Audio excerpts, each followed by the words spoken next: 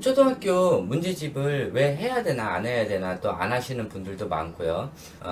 보통 선행하고 조기교육 이런 걸로 인해서 아이들이 1, 2학년 때 보통 문제집을 안 풀어요. 그리고 나서 3학년이 되면은 아이들이 굉장히 어려워해요. 이때 갑자기 3학년에 문제집을 풀리게 되면은 아이들이 안 하는 경향이 있어요. 그리고 그것으로 인해서 아이를 어떻게 해야 될지 막 고민을 하는 거예요. 학습지로 가야 될지, 학원으로 가야 될지, 공부방으로 가야 될지, 이런 걸 걱정을 하는데, 학원을 가든, 공부방을 가든, 또 과외를 하든, 여러 가지 사교육을 하든지 간에, 이 문제집은요, 무조건 기본이 된 상태에서 다른 곳을 찾아보는 게 원래 정석이에요. 이 문제집은 꼭 해줘야 되는 부분이고, 이것을 해주게 되면은 중학교 가가지고 여러 가지로 이렇게 이득이 되는 부분이 있어요. 그리고 특히 운해형 아이들한테는 꼭 해줘야 되는 부분이에요. 근데 문제집이 너무 많아요. 너무 많아가지고 이걸 어떻게 무엇을 선택을 해야 되는지, 남들이 한다고 그 문제집을 해야 되는 건지, 이런 것도 고민이 될 때도 있고요. 그 문제집을 그대로 갖다가 한다 하더라도 우리 아이한테 안 맞을 수도 있어요. 그리고 내 타입에 따라서 또 학습 정도에 따라서 해야 되는 문제집도 달라요. 그래서 그 문제집 잘 선정을 해줘서 해야 되는 부분이에요. 자, 문제집을 해야 되는 이유가 있어요. 왜 문제집을 해야 할까? 자, 첫 번째, 습관 잡기예요. 습관 잡기는 아이들이 좌뇌가 발달을 하면서, 좌뇌가 언제 발달한다고 그랬어요? 보통 한글 읽기 쓰기 끝나고 그 정도부터 보통 좌뇌가 발달을 하기 시작을 해요. 그래서 한글 읽기 쓰기를 빨리 하지 말라는 이유가 그거예요. 글씨는 다 잘 보이시죠? 전부 다 말씀하신 것처럼 오른쪽 맨 위에 점점점 누르신 다음에 화질을 수동으로 해가지고 최고급으로 해주시면 돼요. 1080인가? 그걸로 해주시면 글씨 다 보여요. 그래서 자네가 7살부터 보통 발달한다고 생각을 하고, 자네가 발달하면서 여러 가지 아이들이 습관을 잡을 수가 있고, 또 규칙, 계획을 세울 수가 있어요. 이때 바로 해줘야 돼요. 그래서 제일 좋은 시기가 7살부터 초등학교 2학년 사이에 해주시는 것이 굉장히 좋아요. 그래서 그 시기에 습관과 공부법에 대해 자리 잡는 중요한 시기이기 때문에 이때 해줘야 되는 거예요. 또 아이의 부족성을 체크할 수 있어요. 문제집을 풀면서 모르는 부분을 채점하면서 아이의 부족한 부분을 체크할 수 있어요. 아이도 체크할 수 있고요, 부모님도 체크할 수 있어요. 그래서 아이가 지금 덧셈뺄셈을 제대로 모르는 건지, 아니면은 아직 개념이 덜 잡힌 건지, 이런 것들을 체크할 수 있고, 수학뿐만 아니라 다른 과목도 어머님이 다 체크를 해서 우리 아이가 무엇을 모르고 있는지 그거를 알아볼 수가 있어요. 그리고 중학교 대비예요. 중학교에 가면은 보통 7에서 10권 정도 문제집을 또 갑자기 막 풀려고 하면은 힘들어 해요. 그래서 미리미리 문제집을 했던 아이들은 학교 가서 기존에 자기네들이 했던 거는 적응하고, 거기서 약간 더 추가되는 과목들, 그 문제집만 더 하는 거니까 별 문제가 되지를 않아요. 그래서 초등학교 때까지 문제집을 안 하다가 중학교 가가지고 갑자기 7권에서 10권 정도 문제집을 풀려고 하면은 굉장히 아이들이 버거워하고 힘들어해요. 그래서 미리 예행 연습 겸 해서 문제집을 해주는 것이 굉장히 중학교 갈 때 도움이 돼요. 그래서 뇌 타입별 필요성이 있어요. 자, 좌뇌형 아이들 같은 경우는요, 단순 암기력에 의한 자만심을 없애요. 아이들이 단순 암기력이 굉장히 좋기 때문에 이런 아이들 같은 경우는 학교 학습을 할 때 굉장히 쉬워요. 그리고 이미 조기 교육을 다 하고 와가지고 1, 2, 3학년 거까지는 아이들이 문제집이건 뭐건 다 필요성을 못 느껴요. 그래서 이런 아이들이 4학년부터 슬슬 어려워지기 시작하고 그 다음부터 멘붕 상태가 오는 것 같아요. 그래서 이런 아이들한테 갑자기 또 문제집을 시키고 공부방 시키고 학원 보내고 이때부터만 난리가 나는 거예요, 어머니들이. 그래서 그때부터 갑자기 하려고 하면은 아이들이 여러 가지 학습에 문제점이 생기게 돼요. 그래서 이런 단순 암기력에 있는 자만심을 없애기 위해서 문제집을 계속 해주시는 게 좋고요.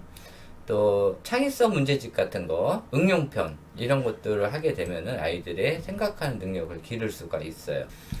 또 창의성 문제집 같은 것도 있으니까 그것을 사가지고 해주시는 것도 굉장히 좋아요.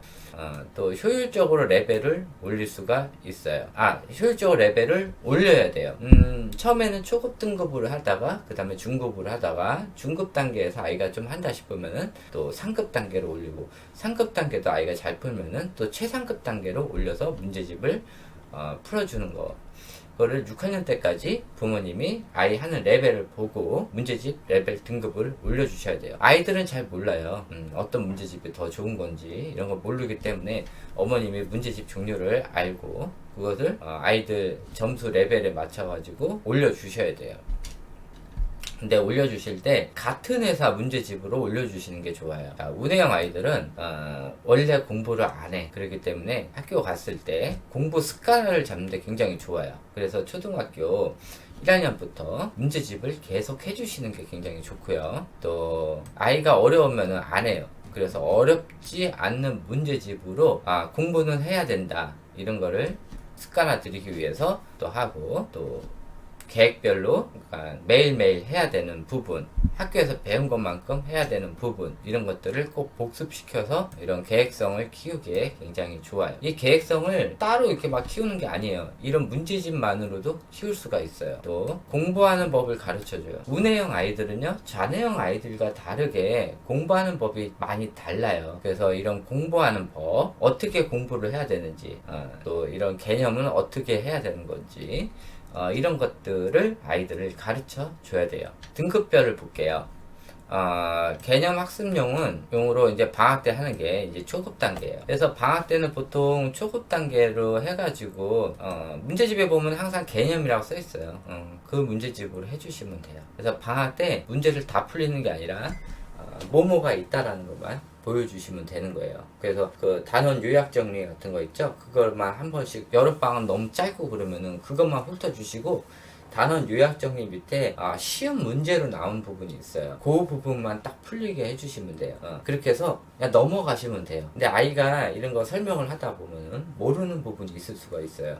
그 모르는 부분에 한해서만 부모님이 체크를 해 놓으시면 돼요. 이거를 뭐 굳이 그때 가르쳐 주겠다는 그런 생각은 안 하셔도 되고요. 학교 가서 또 하면 되는 거니까. 근데 그걸 너무 억지로 다 시키려고 하면은 아이가 어려워할 수가 있어요. 그래서 그거를 다 시키는 게 아니라 아이가 모르는 부분만 체크를 하고, 이 모르는 부분을 어떻게 해결할 것인가, 그걸 방학 기간 동안 생각을 해보시라는 거예요. 또 사회 같은 거 어렵잖아요. 또 과학 같은 거 또 처음 접해보는 것, 또 여자아이들 같은 경우는 또 어려울 수 있으니까 그런 것들 나오는 거를 방학 기간 동안 아이랑 체험학습 겸 해가지고 식물원, 동물원 이런 데도 방문할 수 있고, 또 그런 용지들을 뭐 리트머스 시험지 막 이런 거 있으면은 인터넷에 주문해가지고 직접 아이랑 막 소금물도 넣어보고 식초물도 넣어보고 이렇게 해서 실험해 볼 수도 있는 거고요. 그런 것들을 방학 기간에 학교 가기 전에 해보라는 소리예요. 또 이 중급 단계 같은 경우는 학기 중에 푸는 문제집으로 운해형 아이들한테는 이제 중급 정도를 해줘요. 이거 학기 중에 해주는 거예요. 학기 중에는 딱 중급 정도만 해줘요. 상급 문제집 하지 마시고 딱 중급 정도로만. 더 이상 올라가면은 아이들이 또 싫어할 수가 있어요. 그 다음에 상급, 최상급은 보통 좌뇌형 아이들이 많이 하는 편이에요. 그래서 학기 중에 요거는 응용편이라고 돼 있어요. 문제집에 보면은. 그래서 학습의 상위권 아이들이 하는 거예요. 자, 가끔 가다가 문제집을 잘못 선정해서 등급에 맞지 않는 문제집을 했을 경우, 아이 등급에 맞지 않는 문제집을 했을 경우는 너무 쉬우면은 효과가 없어요. 그리고 아이들이 자만심이 생겨요. 학교 성적은 안 나오는데 문제집 성적은 잘 나와. 그러니까 아이들이 이렇게 레벨이 안 맞는 거야. 그 다음에 너무 어려우면은 아이들이 자존감이 떨어지고 학습에 관련돼서도 역효과가 나요. 그래서 문제집은 아이가 풀어서 약 80점에서 약 90점 정도 나오는 거, 이 정도의 문제집을 선정을 해주시면 돼요. 100점 나오는 거 하시면 안 돼요. 80점에서 90점. 만약에 이거보다 점수가 떨어졌다 그러면은 어떻게 해야 돼요? 어렵잖아요. 그러면 한 단계 낮은 문제집을 해주시면 되는 거고요. 아이가 풀었다 하면 90점에서 100점이 나와. 이럴 때는 이제 슬슬 윗단계로 올라가도 되는 그런 레벨까지 아이가 오른 거예요. 초등학교 문제집을 안 하게 된다면 어떤 문제 성향이 생길까요? 자, 조기 교육으로 인해서 아이가 나태해져요. 제가 말씀드렸다시피 조기 교육을 하면은 나쁜 점이 뭐냐면은 아이들이 1, 2, 3학년 때 공부를 안 해요. 그리고 어머니들은 또 거기에 또 선행학습을 시키지 학교에 있는 거를 별로 중요시 않게 생각을 해요. 왜? 이유가 뭐냐면은 애들 다 아는 거거든. 그러니까는 별로 아이들 학교 학습에는 신경 안 쓰시고 그 이상의 학습을 또 아이 뭐 시켜볼까 막 이런 고민만 하신단 말이에요. 그래서 이 문제집을 안 하게 되면은 아이들이 학교 수업의 중요성을 느끼지 못하게 돼요. 그래서 조기 교육으로 선행으로 아이들의 학교 수업에 복습의 필요성을 느끼지 못해요. 그 다음에 공부 습관 잡기가 어려워요. 아이가 매일매일 반복되는 이런 습관, 문제집 풀고 복습을 하는 이런 습관을 잡아야 될 시기에 아이는 학교 공부를 안 하고 다른 공부를 해요. 뭐 배우지도 않는 뭐 영어 공부를 한다든지 아니면 뭐 논술학원 가가지고 뭐 다른 학교 공부랑 상관없는 공부들을 한다든지 이런 걸로 다 시간을 소비하고 그래서 학교 거는 다 하니까는 학교 건도 점수가 잘 나와. 1, 2학년 때. 그러니까는 아이들이 이런 매일매일 반복적으로 정해진 시간에 공부하는 습관을 찾기가 어려워져요. 이런 아이들은 학습지 시켜도 마찬가지 학습지 매일매일 밀려요. 자, 중학교 들어가면요 아이가 슬럼프가 와요. 중학교에서 갑자기 많은 문제집을 풀 때 아이들이 어떻게 해야 될지 모르고 어떻게 계획을 세워서 풀어야 될지 몰라요. 이런 아이들 대부분 부모님들도 마찬가지 멘붕 상태가 와요. 중학교 가면은 아이들이 학교에 다닐 때는 100점씩 맞았던 그런 아이들이 학교에 가서 갑자기 60점을 맞아오니까 그걸로 인해서 많은 아이들과 어머님이 동시 다발적으로 멘붕 상태가 와가지고 그때 막 상담이 많이 들어오기도 해요. 어떻게 해야 되냐. 근데 상담할 때 보통 문제집 하셨어요? 그러면은 문제집 한 번도 해본 적이 없대요. 근데 성적은 잘 나왔대요. 대부분 어머니들이 하는 얘기가 그거예요. 그래서 문제집을 안 하다가 학교 가서 문제집을 하려고 하면은 아이들이 굉장히 어려워하니까 그래서 기본적으로 문제집은 해주고 가야 되고요. 학교 갔을 때 아이 공부 위주로 하려고 하면은 아이는 최소 5번 정도의 문제집을 매 학기마다 풀어야 돼요. 수학 문제집 2권, 나머지는 각 과목별로 한 권씩. 그래서 한 5권 정도 풀어주면은 학교에 중학교 갔을 때 별로 문제가 생기진 않아요. 자, 문제집을 할 때 이익이 생기는 게 있어요. 자, 자연스러운 공부 습관이 생겨요. 그래서 초등학교 1학년부터 시키기 시작하면 자연스럽게 3, 4학년에 부담 갖지 않고 문제를 풀게 되고요. 1, 2학년 때만 시켜줘도요. 3학년 되면은 의뢰 아이가 해야 되는지 알고요. 3학년 때까지 해서 아이가 만족도를 느꼈으면요. 3학년 겨울방학 때면은 아이가 먼저 문제집 사달라고 얘기를 해요. 예습하고 간다고. 그만큼 아이가 효과를 보게 되는 거예요. 또 부모가 체크가 아까 얘기한 건데 부모가 채점하면서 아이의 모르는 부분을 항시 체크 가능한 거예요. 그래서 아이가 모르는 걸 혼내라는 게 아니라 아이가 무엇을 모르고 있나를 체크를 하시라는 거예요. 아이가 분수를 모르고 있는지 아니면 아직까지 곱하기를 잘 모르고 있는지 이런 것들. 또 사회 부분에서는 어떤 걸 모르고 있는지. 그래서 견학할 수 있으면은 뭐 학기 중이라도 아니면 방학 때라도 방문해가지고 미리 아이한테 보여주는 것도 굉장히 좋은 거고요. 또 문제집이 몸의 뱀. 아까 얘기했죠. 반복적인 문제집 푸는 것으로 중학교 입학 시 몇 과목 추가되어도 부담이 없어 해요. 자, 학년별로 문제집을 얼마나 풀어야 되는지 알려드릴게요. 자, 원래 7세도 해줘야 돼요. 근데 그때 문제집 말고요. 웬만하면은 학교에서 하는 교과서를 구해가지고 교과서를 해주시는 게 좋아요. 교과서를 미리 예습을 하는 거예요. 그리고요. 1학년 들어가면요, 그 문제집이 있어요. 1학년 거 문제집 사가지고 학교에서 배운 것만큼 복습을 꼭 시키셔야 돼요. 이거는 학교 갔다 오면요, 뭐 어머님이 만약에 일을 다닐 수도 있으니까 일을 갔다 오셔서 아이 뭐 배웠는지부터 체크를 하시고 배운 것만큼 아이가 한글을 모를 수도 있고 알 수도 있지만은 읽어주면서 같이 풀어주시는 게 좋아요. 자, 2학년이 되면요. 2학년이 아니라 1학년 이제 겨울방학부터 이제 들어가야 돼요. 1학년 겨울방학부터 2학년 거 예습을 시작을 해야 되고요. 이때는 1학년 겨울방학부터는 수학하고 국어를 해주세요. 국어 꼭 필요해요. 2학년 때부터 안 하면요. 3학년 때부터 엄청나게 어려워요. 그래서 국어 꼭 해주시고요. 그 다음에 2학년 겨울방학부터 3학년 거를 예습을 해야 되는데 수학, 국어, 사회를 하세요. 사회가 갑자기 나와서 어려워요. 3학년 때 과학 같은 경우는 그렇게 어렵지는 않아요. 그래서 학교에서만 해도 상관은 없는데 이 사회 같은 게 생소한 용어 같은 게 많이 나와요. 그래서 사회를 꼭 해주시는 게 좋아요. 그리고 3학년 겨울방학부터는 4학년 거 국수, 사, 과를 해주셔야 돼요. 과학이 하나 추가됐죠. 과학까지 해주셔야 돼요. 그리고 5학년 때도 마찬가지 국수, 사과. 6학년 때는 마찬가지 국수, 사과 하고요. 마찬가지 6학년 겨울방학 때 이때는 중학교 거를 당연히 미리 보고 가야 돼요. 그래서 그때는 각 과목별로 뭐가 나오는지 전부 다 사셔서 보시고요. 수학 같은 경우도 미리 예습을 하고 가시는 게 좋아요. 아니면은 중학교 가면요 초등학교랑 다르게 레벨이 갑자기 확 올라요. 그래서 이 부분은 어떻게 해결을 할 것인지, 학원에서 해결할 것인지, 이거를 부모님이 6학년 때 되면은 미리 다 계획을 세워 놓으셔야 돼요. 중학교 6학년 때까지 잘했던 아이들이 중학교 가서 너무 어려워지니까 못하는 경우도 있어요. 6학년 때는 공식만 알면 되지만은 중학교 때부터는 이제 슬슬 생각해야 되는 부분이 생겨요. 그래서 아이가 생각하지 않고 공식만 대입해서 하고 연산만 했던 아이들은 중학교 가면은 수학 문제를 풀 수가 없어요. 그래서 문제집을 하라고 하는 거예요. 그래서 중학교 때는 수학을 하나 추가해서 학기 중에는 수학을 2권을 풀어야 돼요. 과목별로 하나씩 다 풀고 아이가 가능하면은 수학을 안에 들어가 있어요. 여기 수학이 안에 들어가 있는데 수학을 하나 더 추가해서 수학을 2과목을 해야 돼요. 저는 학교 다닐 때 수학을 학기 중에 3과목을 했어요. 문제집 3권을 했어요. 근데 저는 워낙 수학을 좋아했으니까 문제집 더 있으면 더 했거든요. 근데 그때는 저희 때는 문제집이 그렇게 많이 없어가지고 그냥 그 정도 하고 문제 풀고 또 지우개로 또 다 지우고 또 풀고 막 그랬어요. 저는. 자, 문제집을 어떻게 이용을 해야 되냐. 방학 기간 동안은 일단은 개념 문제집으로 정리만 하세요. 초급 수준의 개념 문제집으로.